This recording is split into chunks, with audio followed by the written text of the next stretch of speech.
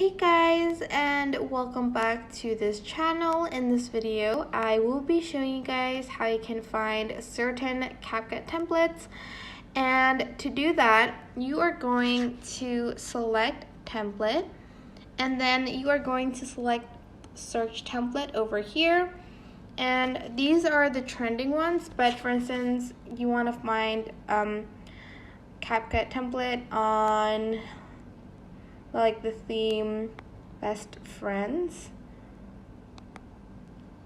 So I'm just going to select best friend, and it's going to show up like these templates that you can use to edit like videos. So you can also click on like clips. There's a certain number you can choose from. For instance, if you have like 3 to 5 clips you want to add, select that and press confirm, and it's going to show templates that will let you select 3 to 5 clips. You can also adjust the duration here, and that is basically how you can find certain templates on CapCut.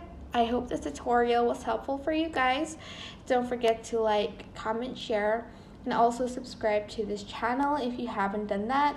If you have any questions, just leave it in the comment section down below and I will try my best to answer them all. Thank you so much for watching. Bye!